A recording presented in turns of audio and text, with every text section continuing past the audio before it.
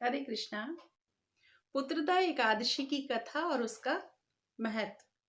भविष्योत्तर पुराण में भगवान श्री कृष्ण तथा महाराज युधिष्ठिर के संवाद में पुत्रदा एकादशी का महात्म का वर्णन मिलता है। महाराज युधिष्ठिर ने पूछा कि हे श्री कृष्ण, कृपा करके मुझे पौष मास की शुक्ल पक्ष की एकादशी का वर्णन करें। तो उस व्रत की विधि क्या है तथा कौन से देवता की पूजा की जाती है। तो भगवान श्री कृष्ण ने कहा कि जगत कल्याण के लिए इस एकादशी का मैं वर्णन करूंगा और अन्य एकादशी की तरह इस एकादशी को व्रत करें। इसे पुत्रदा कहते हैं। यह सब पापों को हरने वाली यह सर्वोत्तम तिथि है।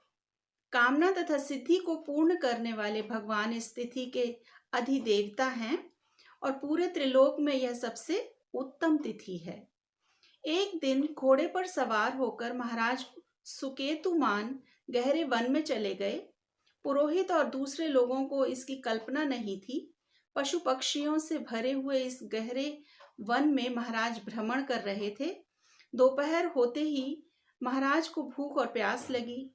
जल की तलाश में महाराज इधर उधर घूम रहे थे तो पूर्व जन्म के पुण्य से उन्हें एक जलाशय दिखाई पड़ा। तो उस जलाशय के पास ही एक मुनि का आश्रम था। अनेक शुभ शकुन होने लगे। उनकी बाईं आंख और बायां हाथ फड़कने लगा। शुभ घटना की आशा में राजा आश्रम गए। उन्हें देखकर राजा को बहुत प्रसन्नता हुई और घोड़े से उतरकर राजा ने सभी मुनियों को प्रणाम किया। तब उन मुनियों ने कहा कि हे राजन, हम आप पर प्रसन्न हैं। तो राजा ने कहा, हे मुनिगण, आप कौन हैं?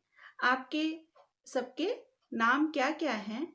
आप यहाँ किस उद्देश्य से एकत्रित हुए हैं? कृपया हमें सत्य बताइए। तो मुनि ने कहा कि राजन, हम विश्वदेव हैं। आज से आने वाली 5वीं तिथि से माघ मास प्रारंभ होगा। तो आज पुत्रदा एकादशी है। जो कोई भी यह एकादशी करता है उसे पुत्र प्राप्ति अवश्य होती है। राजा ने कहा कि विश्व देवगण, अगर आप मुझ पर प्रसन्न हैं तो मुझे कृपया पुत्र की प्राप्ति हो। तो मुनि ने कहा, राजन, आज पुत्रदा एकादशी है और आज आप इसका पालन करें। तो भगवान केशव के प्रसाद रूप आपको पुत्र प्राप्ति होगी। तो भगवान श्री कृष्ण ने कहा कि हे युधिष्ठिर, इस प्रकार मुनियों के कहने पर राजा ने एकादशी का व्रत किया और द्वादशी को व्रत संपूर्ण करके पारण करके मुनियों का आशीर्वाद लेकर राजा वापस आया। उसके पश्चात रानी गर्भवती हुई और एकादशी के पुण्य से राजा को तेजस्वी पुत्र की प्राप्ति हुई, जिसने अपने उत्तम गुणों से अपने पिता को संतोष दिया और वह उत्तम प्रजापालक बना। इसलिए हे राजन, पुत्रदा व्रत अवश्य करना चाहिए। जो कोई भी इस व्रत का पालन करता है उसे पुत्र की प्राप्ति अवश्य होती है। वह मनुष्य स्वर्ग प्राप्त भी करता है। जो इस व्रत की महिमा को पढ़ेगा या सुनेगा या कहेगा उसे अश्वमेध यज्ञ के फल की प्राप्ति होगी। श्री कृष्ण अर्पणम अस्तु। हरे कृष्णा।